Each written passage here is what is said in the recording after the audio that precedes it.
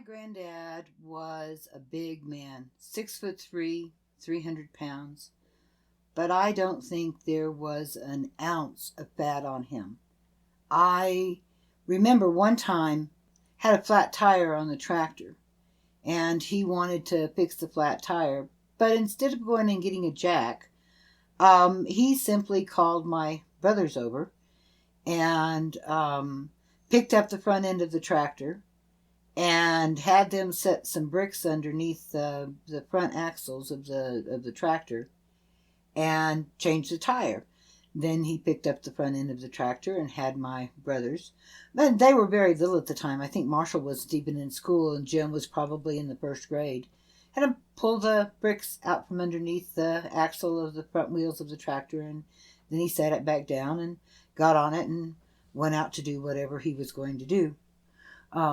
He, in my opinion, and I suppose it's only my opinion, but I thought when I was growing up that my grandfather was the smartest, the most knowing, the kindest person in the entire world. In fact, I was pretty sure that he knew how to talk to God.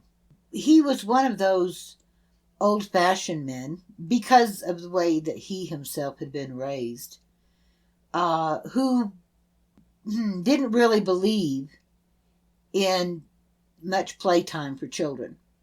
It was one of those things, idle hands, idle minds, would lead to mischief, which in the case of my brothers and I was absolutely true.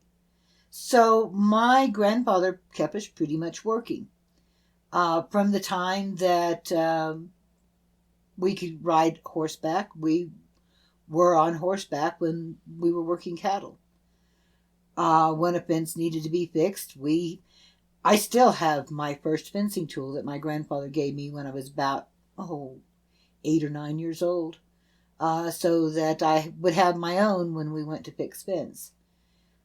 And it's a very, very versatile tool, let me tell you. You can do a lot of things with a tool wrench. A fencing wrench.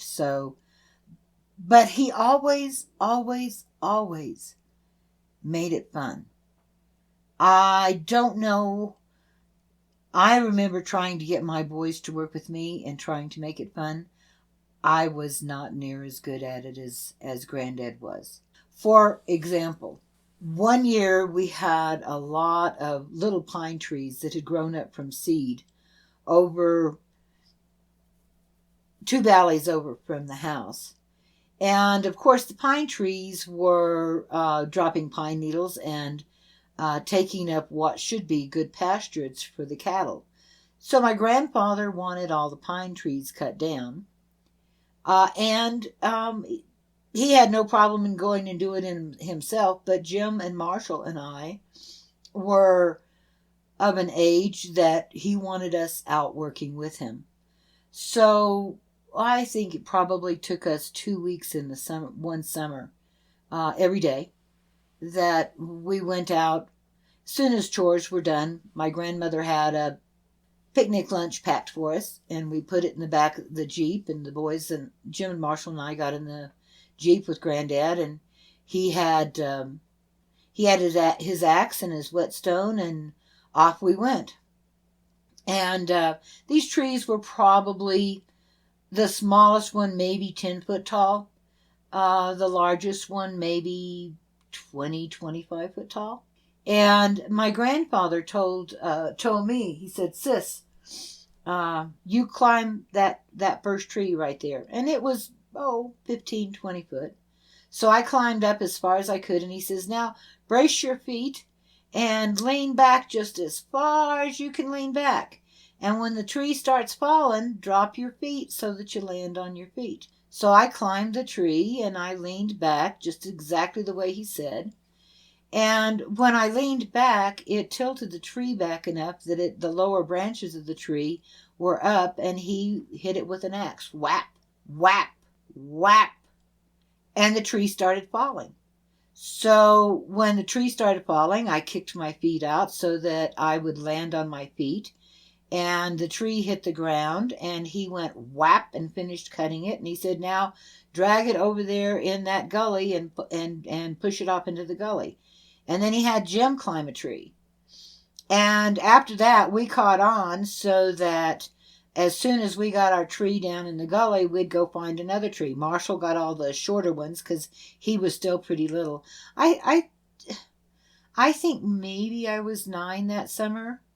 And so all we did was climb the trees and lean back and pull them over, which made the work easier for Granddad.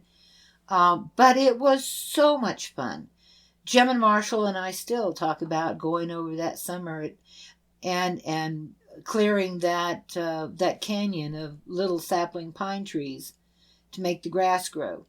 When we went over there, probably in 2006, I think Marshall and I went over to see if there were any of those trees left in the gully where we threw them to let them disintegrate and to stop erosion.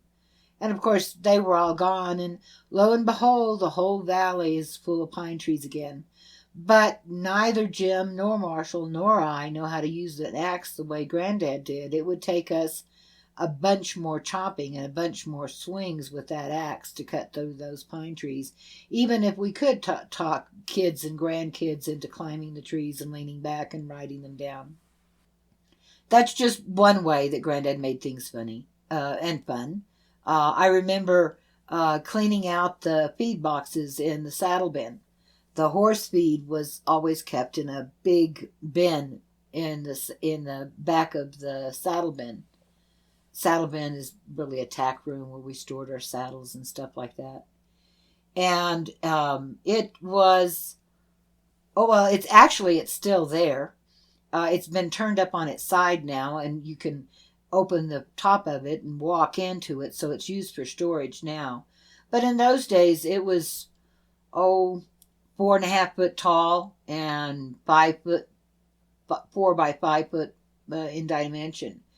And we'd get to the end of summer, and it needed to be cleaned out because you don't want to put clean horse food on top of dust and dirt and stuff that's settled in it.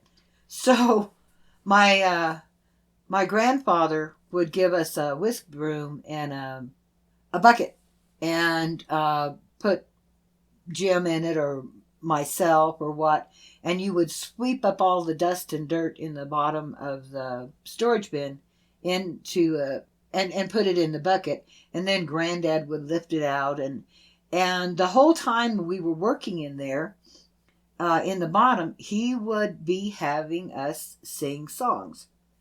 And the one was the preacher went out hunting one Sunday morn. I'm a lousy singer, so I'm not even going to try to sing it to you, but you can find it on the internet if you want to look it up. It's a funny story about a preacher who went out hunting instead of going to church on Sunday morning and what happened as a result. And it would make us giggle and it would make us laugh. And then when we finished,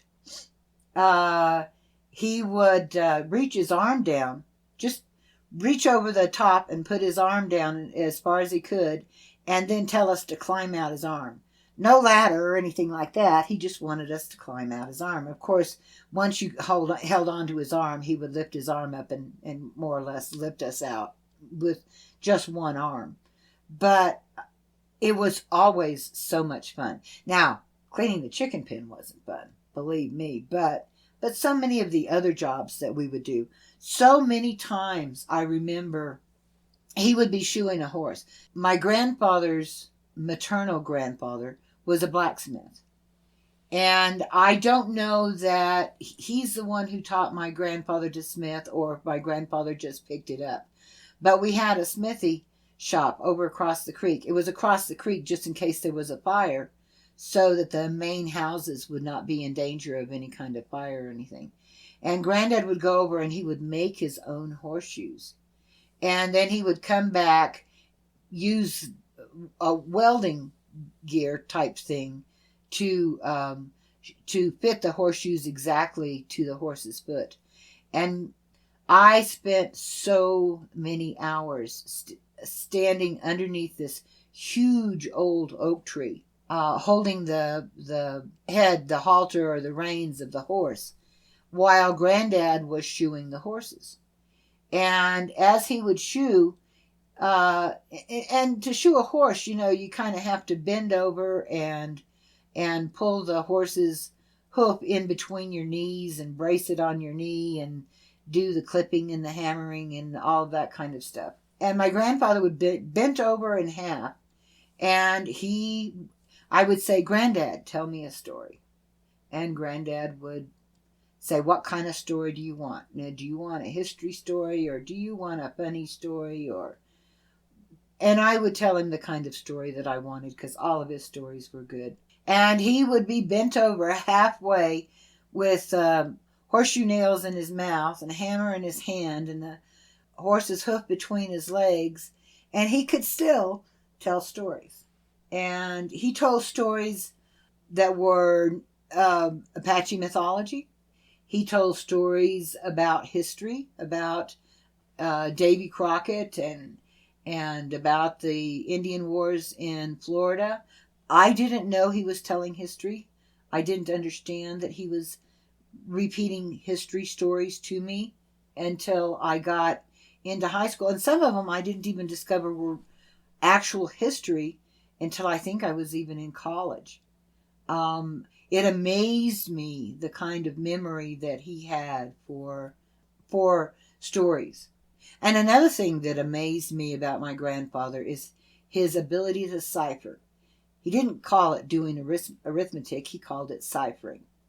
He could multiply 3-digit numbers by 3-digit numbers in his head and come out absolutely right every single time.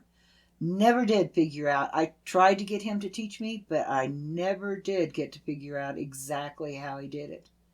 But he could do, I don't know if he could do 4 digits, but I know he could do 3 digits. And I would have to take a pencil and a piece of paper or a stick and figure it out in the dirt. And long before I could figure it out in the dirt, he could give me the correct answer. He could do fractions like that too. Amazing, amazing. And it's really much more amazing when you realize that he was very, very, very proud of having graduated from the 6th grade. He went to a one-room schoolhouse. Well, maybe I better go back to the beginning and give you a little bit of my grandfather's life. His parents and grandparents actually homesteaded the place where I live now in 1883. But my grandfather was not born until 1900. He was the second son. He had an older brother, Henry, who was 2 years younger than him. I'm sorry, 2 years older than him. If he was an older brother, it had to be 2 years older, not 2 years younger. At any rate, so Henry and Granddad were the 2 sons. But before they were born, my great-grandparents had decided that they weren't going to be able to have children. So they had adopted a little girl who was about 6 years old. And she was probably 15 or 16 years older than Granddad when he was born. So he had a kind of a big sister, and I'll tell you a lot more about Aunt Emma later on, or maybe in this section. It depends upon how much time I have. But my great-great-grandparents left and moved to Washington, and my great-grandparents, Elijah, and I'm going to call her name was Deborah Lynette, but I'm going to call her Mother Peebles because that's what everyone up here does call her, is Mother Peebles. So when her father and brothers left to go to Washington State, Elijah and Mother Peebles took over all the homesteads, and it became Peebles Ranch. That was before, in the late 1890s. And I know everybody looks at the history books and they read the history books, but I'm here to tell you that the history of New Mexico, you can only believe maybe 25% of what's written in the history books, because old-timers don't share everything they know with everybody who comes around asking questions. So I will just tell you that my great grandfather had taken a wagon load of corn to Dowlin's mill to have it ground for use with livestock, probably also to eat, but mostly for the use of livestock. And he was on his way home from the mill and was in Mr. Cree's upper meadow, and he was ambushed and shot and left for dead. Nothing was taken out of his pocket. He was found laying on the top of the wagon, on top of the bags of ground corn, with the horses grazing, a couple of days after he was supposed to arrive home from the mill. My grandfather was 4 years old, and Uncle Henry was 6 when this happened. So my great-grandmother was left a widow in her 40s on an isolated ranch in New Mexico, with 2 little boys to raise and a ranch to manage on her own. So my grandfather and my Uncle Henry more or less became little men at a very young age. Uncle Henry, the year after his father died, Uncle Henry went to school. He was in the 1st grade that year. And Granddad stayed home and helped Mother Peebles with the chores, even though he was only 4, maybe almost 5 years old. The next year, Uncle Henry stayed home and Granddad went to school. And it was a little one-room school. I have pictures of it, and maybe I will put pictures on for you to see. They went to school for a number of years at the Alto School, which is up the hill from the place. It's less than a mile away. So they walked uphill to school, but I guarantee you that they walked downhill on the way home, and I'm pretty sure that they didn't have to do it barefoot. At least my grandfather never claimed that they had to do it barefoot. The last couple of years they went to school at Angus, which was 2 miles away. And by that time they were riding horses and just hobbling the horses and letting the horses graze. I'll send pictures of that too. The amazing thing is the Alto School is gone. It was where our Alto Post Office stands right now. But the Angus School that they went to is still standing and still occasionally used. Not as a school, it's used as a community building and for funerals in the Pioneer graveyard, which is very close to it.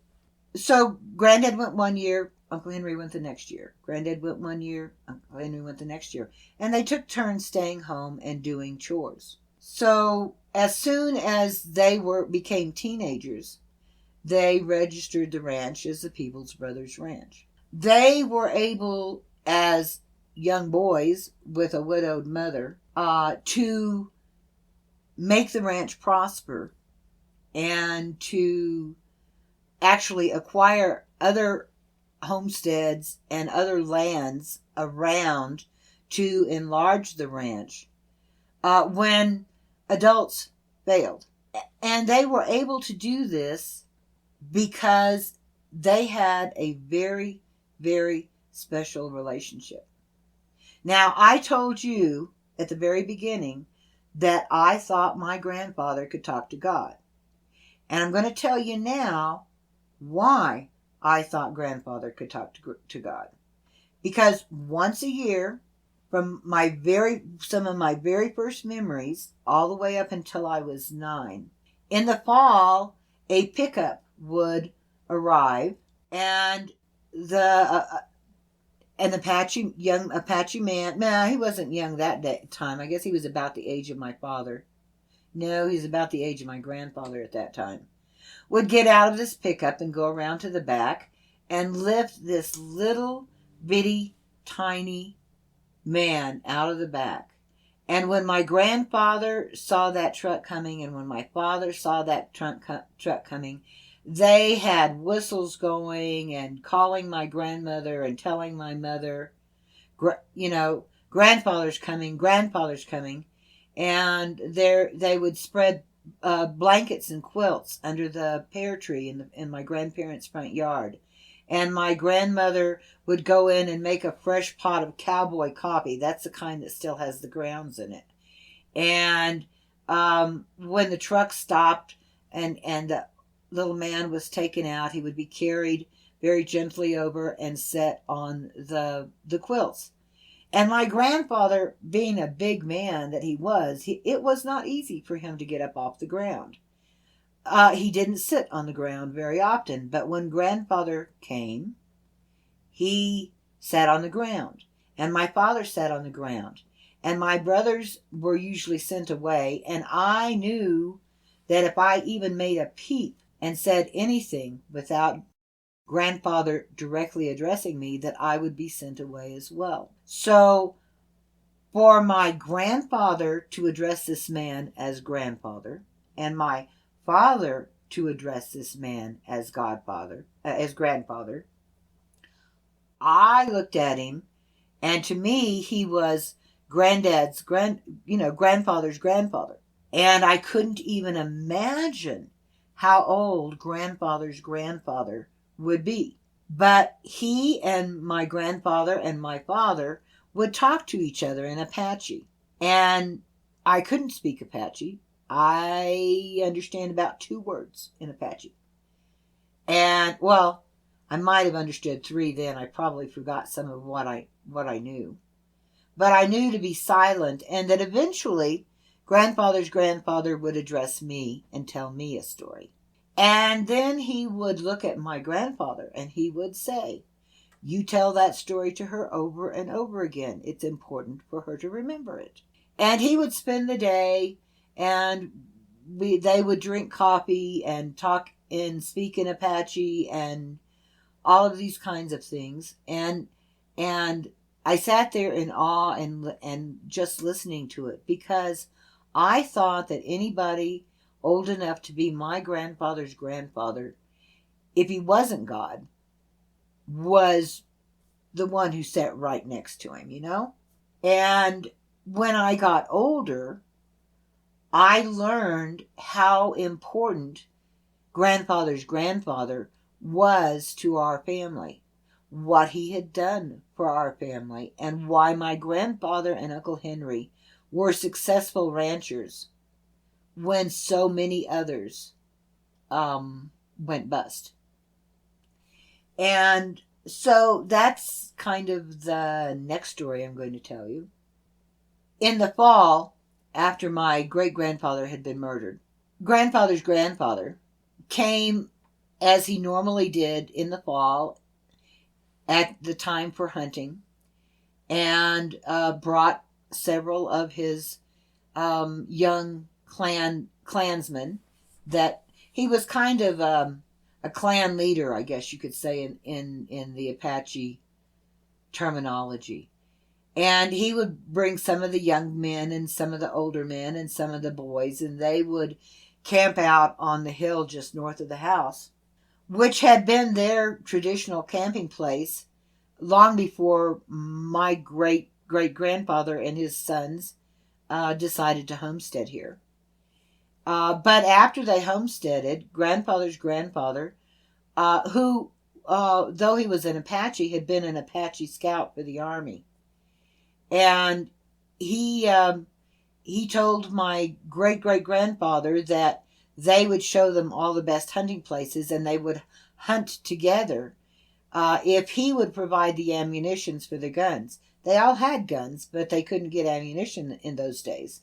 So my grandfather and Uncle Leander and Uncle Adam and my great-grandfather Elijah provided the ammunition they needed, and every fall all of these men went hunting together.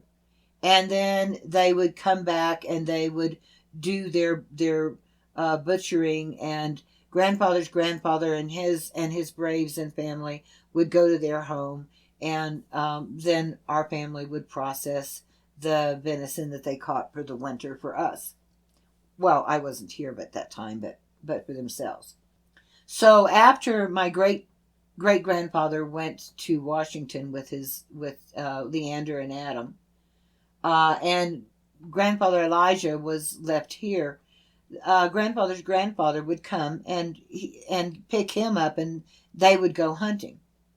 It worked out very well because they could go, since my great grandfather was being escorted by Apaches. They not only could go into the forest and onto our land, but they could also go up onto the reservation because he was being escorted by them. So they had a much wider area to hunt and had a better selection of game to choose from. And not only did they hunt venison, they hunted bear and they hunted turkey and a lot of other game as well. So in the fall, after my great grandfather had been murdered, grandfather's grandfather showed up in front of the house one day, and it was time to hunt, and he was coming to tell grandfather Elijah that it was time to go hunting, to get his hunting gear, and let's go. And my great grandmother went out and told grandfather's grandfather, Elijah is not here, but here is a pack of tobacco and some things he wanted you to have. And the next day, grandfather's grandfather was back again. And the day after that, he was back again. And Mother Peebles really did not want to tell, because she was there by herself with two little boys, did not want to tell grandfather's grandfather that she was there alone with the boys. But finally, because he kept coming back every day, she finally broke down and she told him, Elijah was killed. He's dead. He's no more. And grandfather's grandfather just nodded and said, okay. And he walked out into the area, whatever Uncle Henry was, whatever he was doing, whether he was doing chores or tending garden or whatever he was doing. And he grabbed him by the back of the collar and he picked him up and he put him on the back of his horse. And off they went together. Well, yeah, you know that Mother Peebles was probably panicked. Look at that, he stole my son. But the next morning, Uncle Henry and grandfather's grandfather were back, and there was a half of venison. And so he carried the half of venison into the shade of the tree and hung it up on by a rope and left Uncle Henry and grabbed Granddad and picked him up. Well, the long and the short of the story is that grandfather's grandfather adopted both Uncle Henry and Granddad as his grandsons. And several times a year, he would come over and get them and take them and teach them the things that they needed to know, the things that all Apache young men are taught, and the things that they need to know to survive. What foods are edible that we think of as weeds, how to track animals. But one of the most important things that grandfather's grandfather taught Uncle Henry and Granddad was how to train horses so that they met cavalry standards. And so my grandfather and my Uncle Henry became pretty famous in this area as breeders and trainers of horses. Herbert Lee Traylor, someone I'll talk about later, actually wrote several books, and in one of his books he has the story of Steamboat, the racehorse, who was bred and trained by Uncle Henry and Granddad. It's a funny story because Steamboat wasn't a thoroughbred, and he wasn't a quarter horse, and he wasn't designed to be a racehorse either, because he was half Percheron. And Percherons are draft horses. But this horse liked to run, and he did run and win races over thoroughbreds. And there was one very famous race that Herbert Lee recorded in his book. But every year, the cavalry would come up from Fort Bliss looking for horses for their cavalrymen. And what you have to understand is that cavalry horses are very, very specialized horses. A cavalryman has to be able to shoot a gun on top of his horse, have it stand still and shoot over its head, or be running and shoot over its head. A cavalry horse has to be trained to stand in place. When you drop its reins straight down, it has to stand in place. A cavalry horse has to be able to receive a command to drop to its knees so a wounded cavalry officer can crawl on its back and then have the horse stand up so he can escape and maybe make it home if he's been shot or injured in some way. Cavalry horse has to learn to play dead so he can be used as a shield or a screen for a cavalry officer or a cavalryman to sit behind.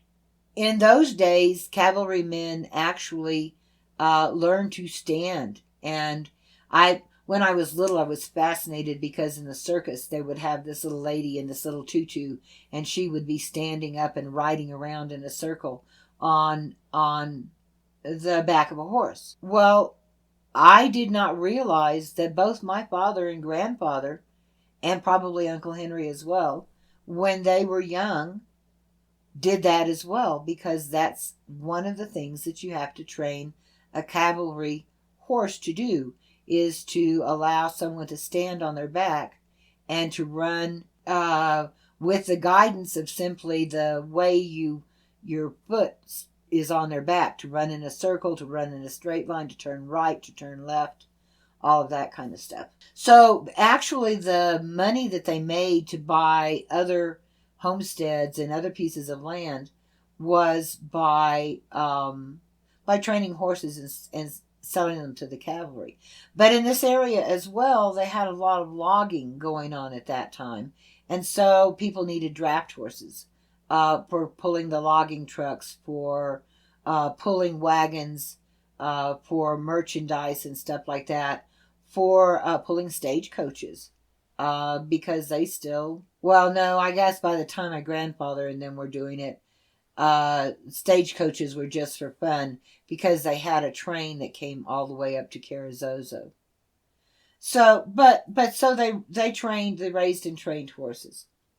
And it was grandfather's grandfather who taught them the Apache way of breaking and training a horse. And I know that my father used the same technique, and he could train anything. So I'm going to take a pause and get something to wet my whistle, and then I will come back and maybe tell some more granddad stories. As a matter of fact, I'm sure I'll tell some more granddad stories.